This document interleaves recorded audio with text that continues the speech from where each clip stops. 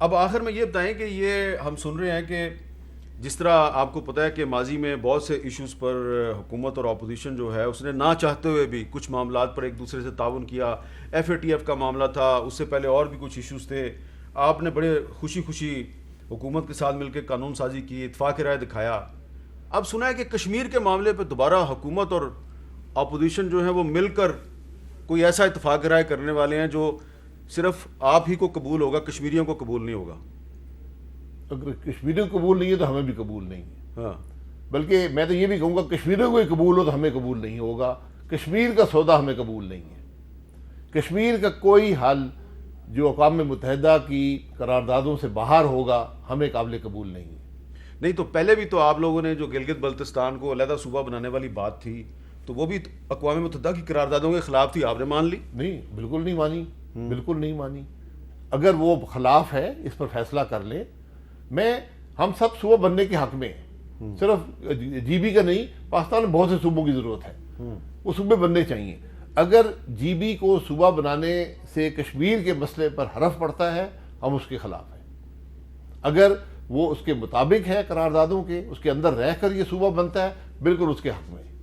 اب ذرا آخر میں یہ بتا دیں کہ یہ جو کوئٹہ میں واقعہ ہوا ہے اس کی جو اہمیت ہے وہ اس لیے ہے کہ اس وقت خطے میں بڑی ڈیولپمنٹس ہو رہی ہیں. تو آج کوئٹہ میں واقعہ ہوا ہے, کچھ ہفتے پہلے 5 فروری 2021 کو یوم یکجہتی کشمیر تھا, تو اس دن بھی کوئٹہ اور سی بی میں بم دھماکے ہوئے اور جو کشمیریوں کے ساتھ یکجہتی کے لیے ریلیاں نکالی گئی تھیں وہ ٹارگٹ تھیں.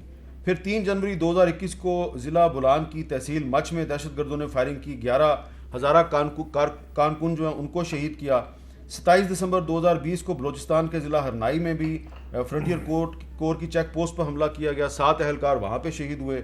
25 اکتوبر 2020 کو کوئٹہ کے نواحی علاقے ہزار گنجی میں بم دھماکہ ہوا, اس میں 3 افراد شہید ہوئے.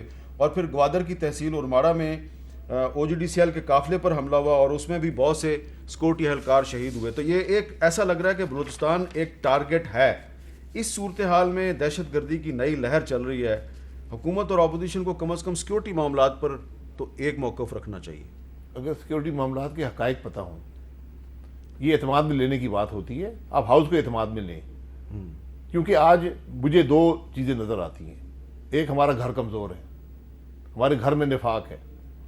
جب نفاق ہوگا اس کا لوگ فائدہ اٹھائیں گے, ہمارے دشمن فائدہ اٹھائیں گے. دوسرا, آج آپ اپنی خارجہ پالیسی کی ناکامیوں کی قیمت ادا کر رہے ہیں اور ادا کرتے رہیں گے اگر آپ نے اپنی سمت درست نہ کی, اور وہ درستگی صرف پارلیمان سے آئے گی. لیکن پارلیمان میں اگر جوتے چلیں گے تو پھر کیسے وہ درستگی ہوگی؟ اگر بات نہیں کرنے دیں گے تو جوتے چلیں گے.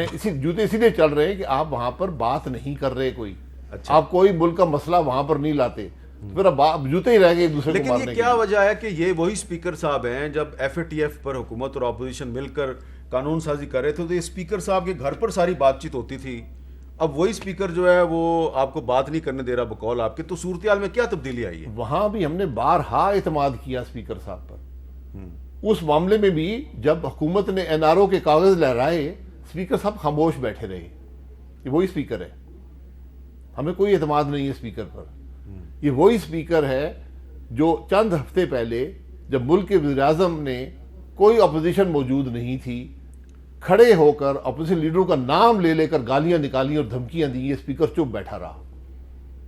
یہ پارلیمان کی روایات کو اس کو علم نہیں ہے کہ جو آدمی پارلیمان میں نہ ہو اس کا نام آپ نہیں لے سکتے. یہاں پر ہر دوسرا وزیر, 8 وزیروں نے ایک دن دوسرے کو فلور دیا, تم بات کرو, تم بات کرو, تم بات کرو. اسپیکر چپ بیٹھا رہا. آپ 3 سال سے یہاں چور چور کے نعرے لگتے رہے, اسپیکر چپ بیٹھا رہا. پھر وہی ہوگا جو میں پھر کہتا ہوں, مجھے شرمندگی ہے ہاؤس کی نسبت سے کہ ہمارے ایوان میں یہ نہیں ہونا چاہیے. لیکن جس ایوان میں چور کے نعرے پہ اسپیکر چپ بیٹھا رہے گا, ملک کا وزیر اعظم گالیاں نکالے گا اپوزیشن کو اور وہ چپ بیٹھا رہے گا, پھر شاید اپوزیشن چپ نہ بیٹھ سکے. تو اس کا مطلب ہے کہ اس صورتحال میں کشمیر یا کسی اور معاملے پر حکومت اور اپوزیشن کا اتفاق رائے مشکل نظر آ رہا ہے. بالکل اتفاق رائے ہو سکتا ہے. پارلیمان میں حقائق لے کر آئیں, پارلیمان کو, اگر آپ سنتے سینسٹیو معاملہ ہے, پارلیمان کو بریف کریں.